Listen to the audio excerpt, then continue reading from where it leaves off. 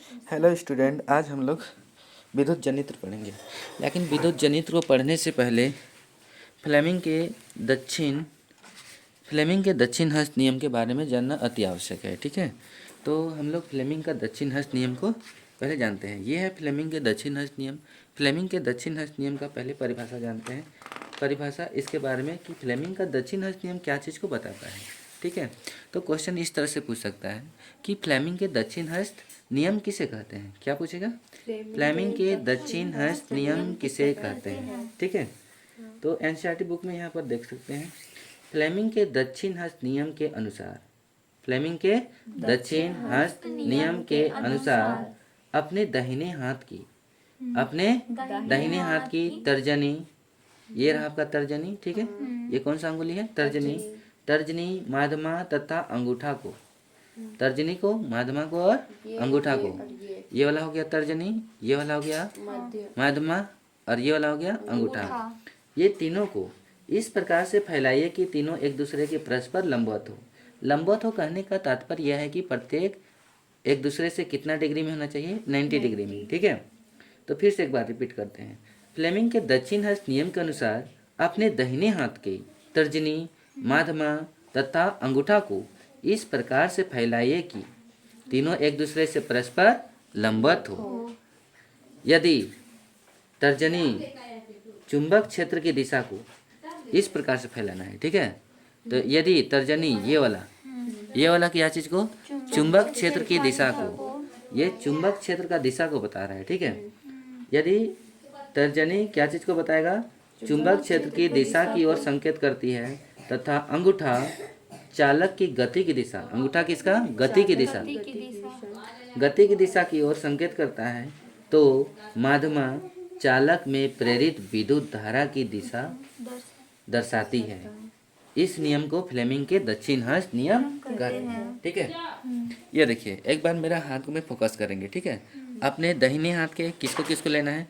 तर्जनी को, ये रह गया तर्जनी, ये रह गया मध्यमा और ये रह गया अंगूठा। तीनों को ऐसे फैलाना है कि कितना डिग्री में होना चाहिए? 90 डिग्री में। इधर से भी देखोगे तो 90 डिग्री, इधर से भी देखोगे 90 डिग्री, हर तरफ से कितना डिग्री होना चाहिए? 90 डिग्री। ठीक है, 90 डिग्री में फैल जाएगा। उसके बाद में ये तर्जनी क्या चीज़ को बताएगा? चुंबक क्षेत्र। किसका? चुंबक क्षेत्र की, ये चुंबक क्षेत्र को बताएगा। और ये अंगूठा क्या चीज़ को बताएगा? चालक की दिशा। ठीक है, चालक के गति का दिशा को। और ये माध्यमा क्या चीज़ को बताने वाला है? माध्यमा क्या चीज़ को? में प्रेरित विद्युत धारा। ठीक है, ये चालक की गति है। ठीक है, और ये चुंबक क्षेत्र। अगर इधर जा रहा है चालक की गति इधर जा रहा है, तो यहाँ पर क्या चीज़ बनने वाला है? इस दिशा में चुंबक क्षेत्र बनने वाला है। और चुंबक क्षेत्र को काटेगी, चुंबक क्षेत्र बनेगी, तो उससे क्या चीज़ प्रोड्यूस होगा? क्या चीज़ प्राप्त होगा? कि प्रेरित विद्युत धारा। क्या चीज़? प्रेरित विद्युत धारा उत्पन्न होता है, जिसे फ्लेमिंग का दक्षिण हस्त नियम कहते हैं। जैसा कि यहाँ आप फिगर में एक पेज पीछे देख सकते हैं। ठीक है, फिगर में एक पेज पीछे देख सकते हैं। यहाँ ये चुंबक क्षेत्र, तर्जनी किसको? चुंबक क्षेत्र को बता रहा है। ये माध्यमा किसको बता रहा है? और पहले ये आएंगे ना। अंगूठा क्या चीज़ को बता रहा है? चालक की गति को। तब माध्यमा क्या चीज़ को बताएगा? प्रेरित विद्युत धारा को। किसको? प्रेरित विद्युत धारा कि वहाँ विद्युत धारा किस तरह से प्रोड्यूस हो रहा है, किस तरह से प्रेरित हो रहा है, उसको दर्शाता है। कौन? माध्यमा। ठीक है, उम्मीद करते हैं समझ गए होंगे। तो नेक्स्ट टॉपिक आते हैं हम लोग। इसका अगला टॉपिक क्या है? विद्युत जनित्र। क्या है? विद्युत जनित्र। तो आपको इस तरह से क्वेश्चन पूछेगा। ये क्वेश्चन पूछता है कि विद्युत जनित्र क्या है। क्या पूछता है? विद्युत जनित्र क्या है? विद्युत जनित्र का मूल सिद्धांत। विद्युत जनित्र क्या है? विद्युत जनित्र का मूल सिद्धांत, बनावट तथा क्रियाविधि का सचित्र वर्णन करें। और इसके ब्रूसों का क्या कार्य है, और विद्युत जनित्र में जो ब्रूस रहता है उस ब्रूस का क्या कार्य है, तो इसके बारे में जानते हैं। ठीक है, तो एक तो हम लोग बुक से भी देखेंगे प्लस नोट से भी देखेंगे। ये रहा गया डायग्राम। किसका डायग्राम है ये? जनित्र का। जनित्र को हम लोग आमतौर पे भाषा पे जनरेटर के नाम से जानते हैं। किस नाम से? जनरेटर। तो जो जनरेटर बनाया जाता है जनरली उसमें क्या क्या लगता है कि चुंबक लगता है। क्या लगता है? चुंबक। तो चुंबक को इस तरह से नॉर्थ चुंबक, उत्तरी ध्रुव और दक्षिणी ध्रुव के नाम से ऐसे दिखाया गया है, ठीक है। और चुंबक के बीच में क्या लगाया जाता है? आर्मेचर। क्या चीज़ लगाया जाता है? आर्मेचर। एक कुंडली बनाया जाता है। क्या बनाया जाता है? कुंडली। ये कुंडली कैसे बनाते हैं?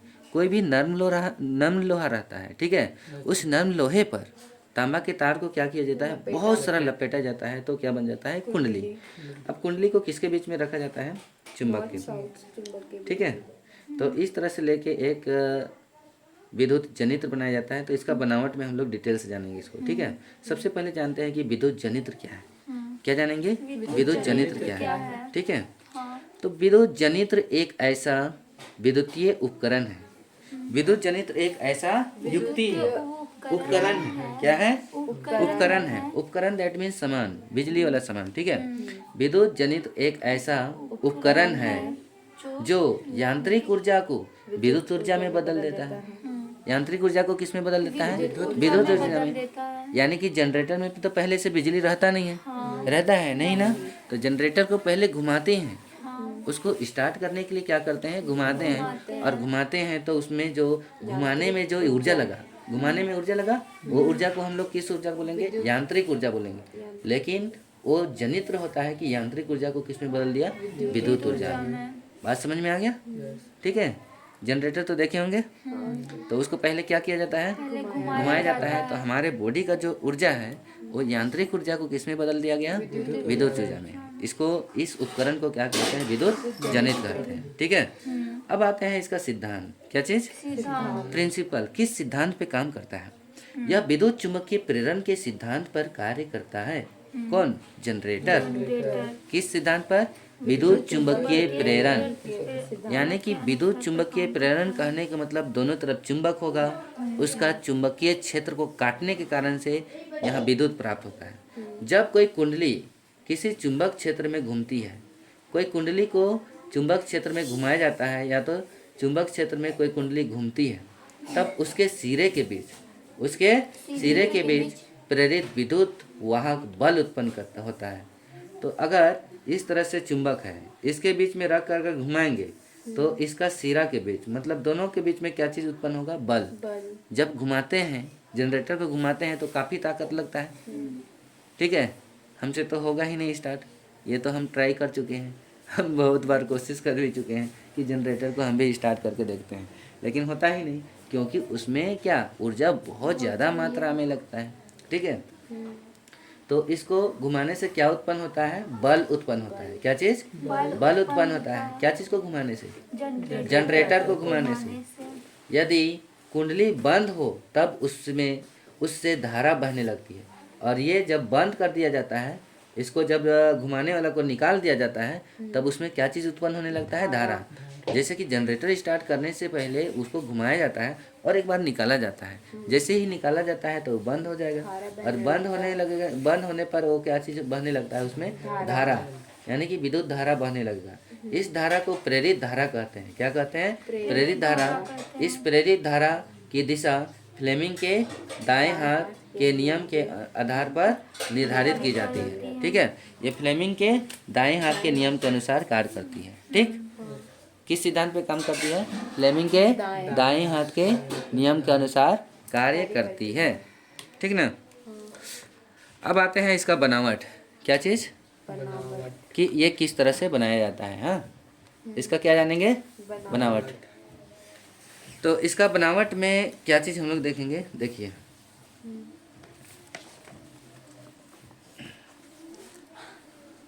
ये आपका फिगर दिख रहा है, ठीक है, दिख रहे हैं ना। तो बनावट में इसमें एक घूर्णी आयताकार कुंडली होता है, एक यहाँ घूमने वाला क्या होता है? कुंडली होता है। क्या होता है? घूमने वाला कुंडली। इसमें एक घूर्णी आयताकार कुंडली ABCD होती है। क्या होती है? ABCD। तो ABCD एक कुंडली होता है। क्या होता है? कुंडली होता है, जिसे जो अस्थायी चुंबक के बीच में रखा जाता है, जिसे दो अस्थायी चुंबक के ध्रुवों के बीच रखा जाता है। दो ठो चुंबक है, उसके बीच में क्या चीज को रखा गया है? कुंडली को। किसको? कुंडली को, ठीक है। अब आगे सुनिएगा, इस कुंडली के दोनों सिरे दो वलय R1 तथा R2 से जुड़े रहते हैं। यहाँ देखिए कुंडली का इधर एक सिरा आया हुआ है और यहाँ से एक सिरा आया है। दोनों किससे जुड़ा हुआ है? वलय से। वलय क्या चीज को बोलते हैं? आप हाथ में रिंग, अंगुली में रिंग पहनते हैं, उस तरह से वलय होता है। क्या होता है? वलय। तो इसका दोनों सिरा वलय से जुड़ा हुआ है, एक सिरा R1 से और दूसरा सिरा R2 से। ठीक है, तो दोनों किससे जुड़ा हुआ है? वलय से, R1 तथा R2 से। दो ब्रूस B1 तथा B2 को वलय R1 तथा R2 पर दबाकर रखा जाता है। और यहाँ पर दो ब्रूस है, जहाँ वलय है वहाँ पर दो छोटा छोटा क्या है? ब्रूस है। और ब्रूस का काम क्या है? वलय को दबाकर रखा है ताकि इधर उधर खिसके ना। ठीक है, इधर उधर ना खिसके बोल के क्या चीज लगाया गया है? ब्रूस। और ब्रूस दबाकर पकड़ कर रखा है क्या चीज को? वलय को। किसको? वलय को पकड़ के कौन रखा है? ब्रूस। ठीक है, ताकि इधर उधर ना जाए ना। अब आगे सुनिएगा, दबाकर रखा जाता है। दोनों वलय R1 तथा R2 के भीतर से धुरी से जुड़े होते हैं। दोनों वलय R1 तथा R2 भीतर से धुरी के द्वारा जुड़े हुए हैं। वलय के भीतर आंतरिक सतह में क्या चीज है? धुरी। ये धुरी क्या होता है? जो कि जनरेटर को घुमाने के समय एक हैंडल डाला जाता है, उसको धुरी कहते हैं। ठीक है, उस धुरी के साथ में कौन कौन जुड़ा है? दोनों वलय R1 तथा R2 अंदर से जुड़ा हुआ है। ठीक है, जबकि धुरी से जुड़ा होता है, जबकि दोनों ब्रूस के बाहरी सिरा में गैल्वेनोमीटर से जुड़े होते हैं। और दोनों ब्रूस बाहर से किससे जुड़ा हुआ है? गैल्वेनोमीटर। इधर से गैल्वेनोमीटर से क्या किया है? जुड़ा है। ठीक है, एक बार अपने भाषा में समझिएगा। ठीक है, ABCD एक कुंडली है। ABCD एक कुंडली है जिसे दो अस्थायी चुंबक के बीच में रखा जाता है। ठीक है, तथा कुंडली के दोनों सिरा को वलय R1 और R2 से जोड़ा जाता है। किससे किससे जोड़ा गया? R1 और R2 से। वलय के आंतरिक सतह एक धुरी से जुड़ी रहती है। वलय के आंतरिक सतह किससे जुड़ी रहती है? एक धुरी से जुड़ी होती है। जबकि ब्रूस के बाहरी सतह वलय के बाहरी सतह में ब्रूस दबाकर उसे रखा है तथा ब्रूस गैल्वेनोमीटर से जुड़ा हुआ रहता है। ब्रूस के दोनों सिरा किससे जुड़ा रहता है? गैल्वेनोमीटर। तो इस तरह से इसका बनावट है। ठीक है, अब इसका हम लोग जानेंगे कार्य कैसे करता है। ये काम किस तरह से करता है। जो जनरेटर है वो धारा किस तरह से प्रोड्यूस करता है, काम किस तरह से करता है। ठीक है, इसका कार्य के बारे में यहाँ से दिया गया है। जब दो वलय के धुरी को घुमाया जाता है यहाँ से, हालांकि हम लोग यहाँ से देखते हैं। ठीक है, जब आर्मेचर को तेजी से घुमाया जाता है, आर्मेचर को धुरी भी बोल सकते हैं, इंग्लिश में आर्मेचर बोलते हैं और हिंदी में धुरी। जब धुरी को पकड़कर तेजी से घुमाया जाता है, पकड़ लिए और तेजी से क्या कर रहे हैं? इस तरह से घुमा रहे हैं। ठीक है, हैंडल मार रहे हैं, घुमाया जाता है, तो कुंडली के भीतर एक चुंबकीय क्षेत्र प्रत्येक क्षण परिवर्तन होता है। ठीक है, धुरी के अंदर क्या चीज? चुंबक क्षेत्र प्रत्येक क्षण परिवर्तन होता है, यानी कि चुंबक क्षेत्र को वहां पर काट रहा है, परिवर्तन हो रहा है। ठीक है, फलतः विद्युत चुंबकीय प्रेरण के सिद्धांत के अनुसार कुंडली में प्रेरित धारा उत्पन्न होता है। विद्युत चुंबकीय प्रेरण सिद्धांत के अनुसार कुंडली में क्या चीज उत्पन्न होने लगता है? धारा। कौन सा धारा? विद्युत धारा। जब कुंडली के AB भाग, ये है AB, ये वाला भाग AB भाग ऊपर की ओर, जब कुंडली के AB भाग ऊपर की ओर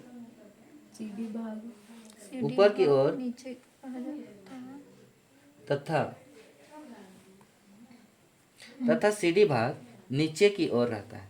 ठीक है, जब कुंडली के AB भाग ऊपर की ओर रहता है तथा CD भाग नीचे रहता है, तब धारा ABCD की दिशा में प्रवाहित होगा।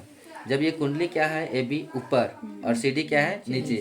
AB कहाँ है? ऊपर। जैसे कि ये कुंडली है, ये इस तरह से ऊपर। ठीक है, इस तरह से ऊपर रहेगा और CD कहाँ रहेगा? नीचे। तब धारा किस में प्रवाहित होगा? ABCD इस तरह से प्रवाहित होगा। ठीक है, ABCD में प्रवाहित होता है।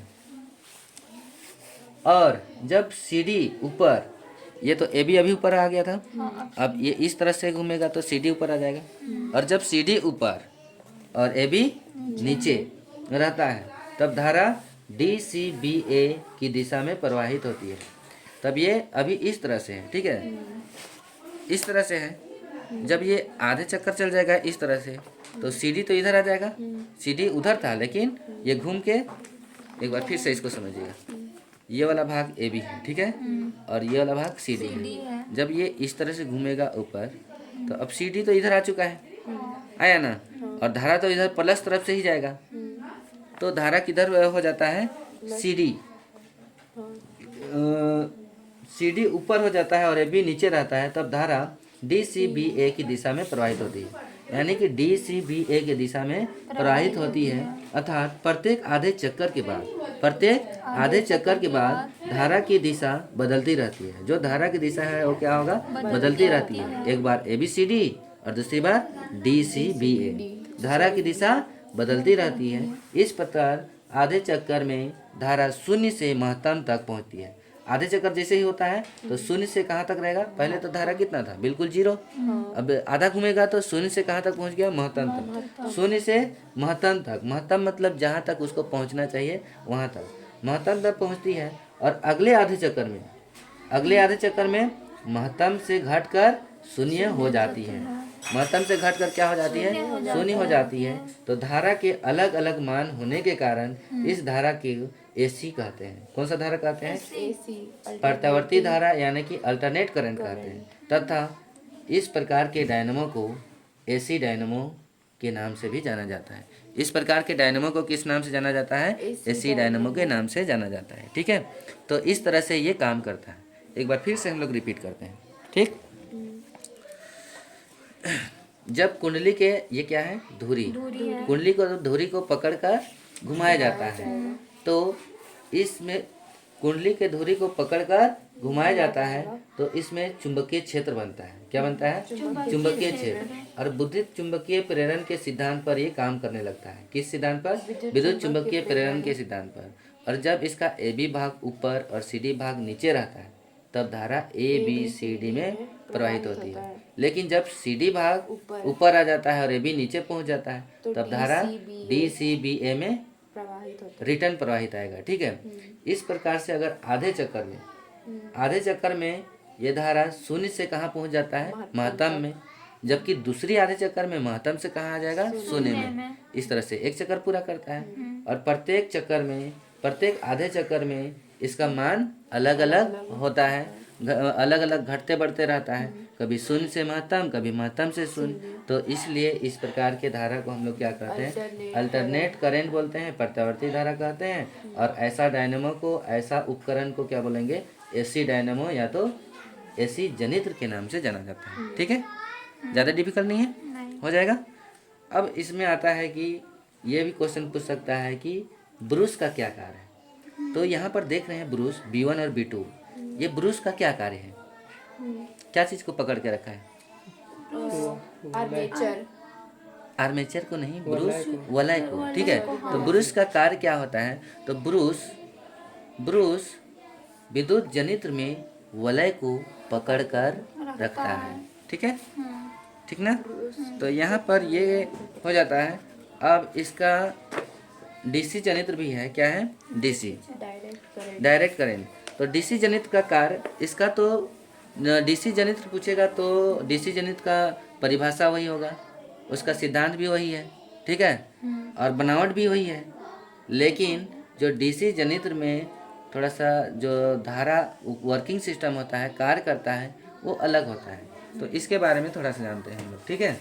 क्या चीज़ के बारे में, डीसी डायरेक्ट करंट, किसके बारे में, डायरेक्ट करंट के बारे में, ठीक है।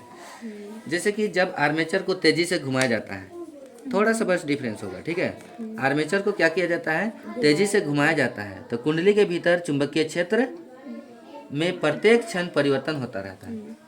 एक एक सेकेंड उसमें चुंबकीय क्षेत्र क्या होगा, परिवर्तन होगा। कब, जब उसको पकड़कर, आर्मेचर को पकड़कर या तो धुरी को पकड़कर क्या करेंगे, घुमाएंगे। आधे चक्कर में अर्ध रिंग R1 का संबंध कार्बन B1 से तथा R2 का संबंध B2 से हो जाता है। और आधा संपर्क जिससे होता है तो R1 का कनेक्शन किससे हो जाता है? R1 का ब्रश का R1 का संबंध B1 से और R2 का संबंध B2 से रहता है, जिससे प्रेरित धारा की दिशा ABCD की दिशा में रहती है। तब धारा क्या होता है? ABCD दिशा में। जब R1 का संबंध B1 से और R2 का संबंध B2 से, R1 का संबंध किससे? B1 से और R2 का संबंध B2 से रहेगा, तब धारा किस दिशा में प्रवाहित होगा? ABCD दिशा में। जबकि पुनः आधे चक्कर के बाद, आधे चक्कर हो गया, आधे चक्कर के बाद अगले आधे चक्कर में R1 का संपर्क B1 से होता था, लेकिन अभी B1 से नहीं होगा, किससे होगा? B2 से। R1 का संपर्क B2 से तथा R2 का संबंध B1 से हो जाता है, जिससे प्रेरित धारा DCBA की दिशा में प्रवाहित होने लगती है। ठीक है, तो इन दोनों परिस्थितियों में बाह्य परिपथ में, जो बाहर का परिपथ है, तो बाह्य परिपथ में दिशा हमेशा समान रहता है, एक ही दिशा में रहता है, ये चेंज नहीं होता है। इससे एसी वाला में हम लोग क्या देखे? दिशा चेंज होता था, धारा की दिशा क्या होता था? चेंज होता था। बस इसमें धारा की दिशा बदलते नहीं, बदलेगा, चेंज नहीं होगा। ठीक है, फलतः बाह्य परिपथ में उत्पन्न धारा की दिशा, उत्पन्न धारा दिश धारा होती है, यानी कि धारा की दिशा समान रहती है, और समान धारा की दिशा को दिश धारा कहते हैं, डायरेक्ट करंट कहते हैं। और इस प्रकार का जनित्र को दिष्ट धारा विद्युत जनित्र कहते हैं, या तो DC विद्युत जनित्र कहते हैं। ठीक है, तो ये रह गया DC विद्युत जनित्र का। अब हम लोग यहाँ जानेंगे कि AC और DC में अंतर। क्या जानेंगे? दिष्ट धारा तथा प्रत्यावर्ती धारा में अंतर। AC जनरेटर और DC जनरेटर में क्या अंतर है, इसके बारे में जानेंगे। ठीक है,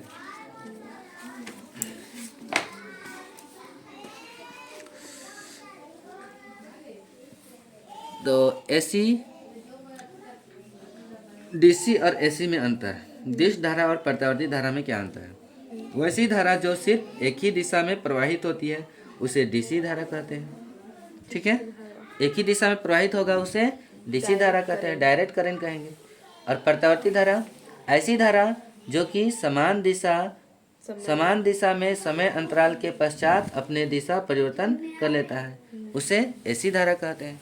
कहने का मतलब वो समय समय पर धारा की दिशा को क्या करता है? बदलते रहता है। जैसे कि आधा चक्कर में इस दिशा ABCD और दूसरा आधा चक्कर में DCBA, इस तरह से धारा की दिशा बदलते रहेगा, उसको AC धारा कहेंगे। ठीक है, इस धारा का परिमाण एवं दिशा समय के साथ नियत रहता है, घटता बढ़ता नहीं है। जितना जा रहा है उतना ही धारा जाएगा, लेकिन इस धारा में परिमाण एवं दिशा समय के साथ बदलते रहता है, कभी अधिक कभी कम।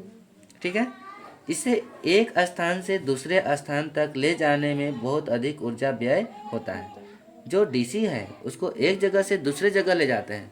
यहाँ से जैसे कि हमको 1 किलोमीटर ले जाना है, 2 किलोमीटर उतना दूर ले जाना है एक बैटरी के द्वारा, तब उसमें हमको काफ़ी कठिनाई होती है, बहुत ज़्यादा ऊर्जा बर्बाद होता है, व्यय करना पड़ता है। ठीक है, लेकिन जब AC वाला इसे एक स्थान से दूसरे स्थान तक ले जाने में बहुत कम ऊर्जा का व्यय होता है। जैसे कि बिजली से एक जगह से दूसरे जगह ले जाते हैं तो बहुत कम ऊर्जा लगता है। लेकिन हम लोग का घर में जो हम लोग डेली मतलब जो हम लोग का है वो AC करंट आता है कि DC करंट आता है? AC करंट आता है। ठीक है, वो कौन सा करंट आता है? इसी AC करंट आता है। ठीक है, और जैसे ट्रेन है वो सब में DC करंट रहता है, डायरेक्ट करंट। ट्रेन जैसे हो गया कि ट्रेन में तो ही AC करंट ही है। ठीक है, AC करंट ही है, क्योंकि ट्रेन में भी कौन सा करंट चलता है? AC करंट ही चलता है उसमें भी। ठीक है, तो इस प्रकार से हम लोग ये DC करंट और AC करंट में अंतर जानते हैं। ठीक है, और अगला एक आता है कि इसका अगला टॉपिक एक और है जिसके बारे में हम लोग कल देखेंगे। ठीक है, आज के लिए इतना ही। ठीक है, थैंक यू क्लास।